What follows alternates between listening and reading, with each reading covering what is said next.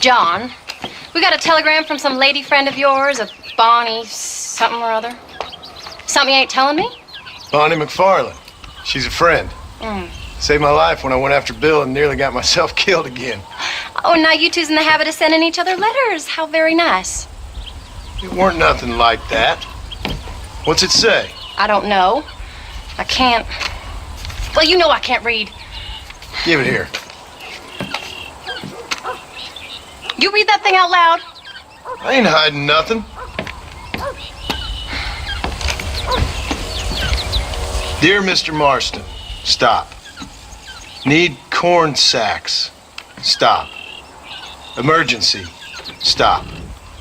Weevils and moths ate entire county supply. Stop. Can you help? Not exactly the most romantic request now, is it? I guess not. She saved your life, you say? Yes, ma'am. Well, then you're gonna have to help her and her family out. We've got a plentiful supply of corn sacks over near the silo. About the one thing Uncle didn't manage to have stolen while we was gone. Okay. Hurry back, John. And John, what's she like? You know, a little bit like you, I guess. She's a woman in a man's world.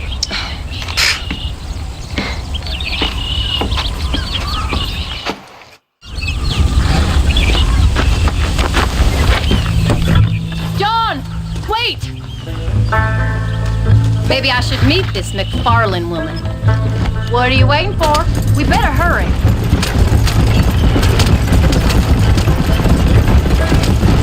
I don't think I can let you go off again without me. Fair enough. I'm glad of the company. You only had to ask. Ask? I was waiting for you to ask me. I thought you'd want to keep an eye on the boy. Oh, while you were off cavorting with cowgirls in the next county? I don't think so, John Marston. You only just got home. That Jack has seen enough of me for a lifetime. So, is she married? This Bonnie McFarlane? No. What does she look like? I don't know. Pretty normal, I suppose. Normal? What? Normal like me? No. Normal as in 2 eyes, mouth, nose, that kind of normal. Besides, ain't no woman fine as you. A little flattery. Now we're finally getting somewhere. If you find yourself in a hole, the first thing to do is stop digging. Another pearl of wisdom from John Marston. I sure do miss those. I never took you for the jealous type, Abigail. I ain't jealous so much as curious. You heard what she wrote. It's just some corn. She saved my life and she was decent enough to me, so I owe her this much at least. How did she save your life anyway? She found me half dead on the side of the road and took me to the doctor. Those folks would have left me there. Half dead from what? Bill didn't take so kindly to be visiting unannounced. Bill never did like surprises. How was he? Same as he was when we left. Angry and dumb. Taking his revenge out on the world. People down there was really scared of him. Of Bill? You gotta be kidding me. He was only frightening if he was afraid of dumb fools.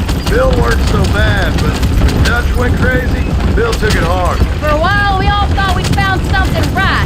A better way to live, but it was just a lie. So you saw before they did. Maybe. But they was still kind of a family. A family that left you for dead. You knew the truth, John, and they hated you for it. Where did they take you? Who? Those government bastards. Where did they hold you and Jack? I ain't sure. They kept their eyes covered there and back. Can't have been too far from here, though. They treat you right? It ain't the first time I've had a gun to my head, John. You're forgetting your marriage proposal. Very funny.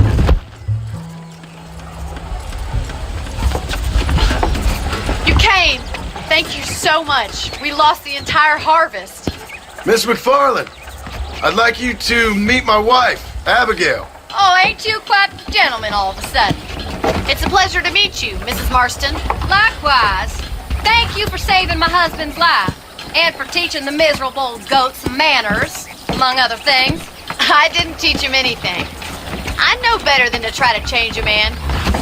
You should meet my father. Oh, people can change, Miss McFarlane. John and I have to believe that more than anybody. This is a decent first harvest for you, John. You should be proud. That's good land you got there. How are you feeling, Mrs. Marston? From what your husband told me, it must have been awful for you. I've been through worse, and I knew he'd be back before too long. He can't cook a meal to save his life. Abigail, in my darkest hours, when I was most homesick, just the thought of one of your rat meat stews kept me pushing forward. Well, about as amusing as a weeping saddle sore, ain't he, Mr. Farland? If you're gonna start yammering about women's work, John, I'd say you might be in the wrong company. I'd say so, too. I never felt so outnumbered.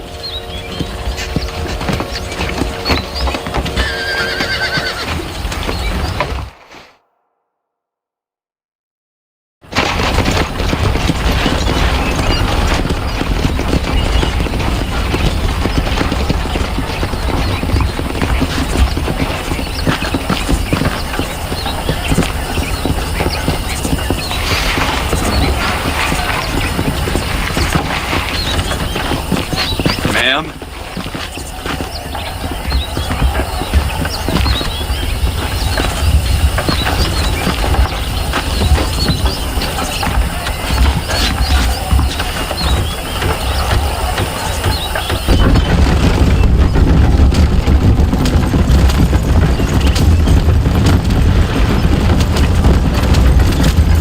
So that was the famous Bonnie. That was her, all right. She's pretty. She's normal, like I said. Well, you always wanted to be a rancher. I'd have thought she'd be just your thing. The perfect rancher's wife, if I ever saw one. I already got a rancher's wife. I'm only teasing. I like her, and I'm glad she saved your life.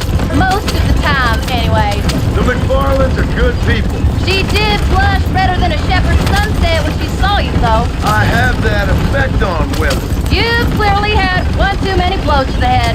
You ain't wrong about that, Mrs. Marston. That's quite a ranch they got there. That'll be us someday. As soon as we get back on our feet. I don't know, John. How many times can we start again? An outlaw and a working girl. We ain't exactly farmers.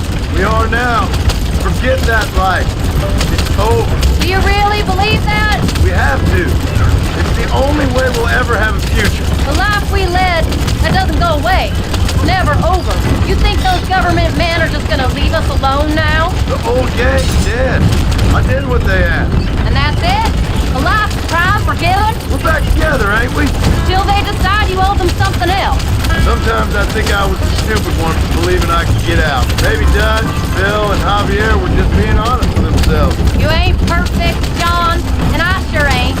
But you're better than they are. And they were. Maybe we can't change.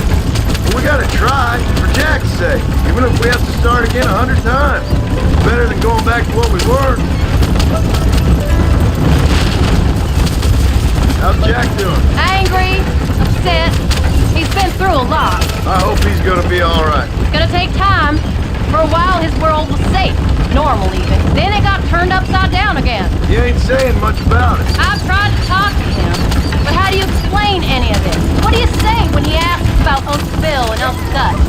They were family when he was a little boy. He hides away in those books of his. Wouldn't you? It ain't like the real world's done him many favors. He's just been kidnapped. He grew up with the gang. That's no life for a boy. We did our best to protect him. Come on, John. He saw things no boy should see.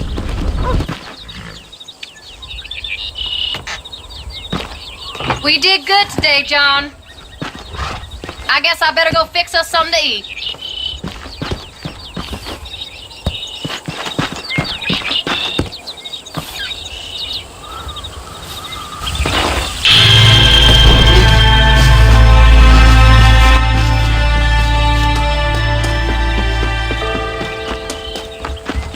John, how are you?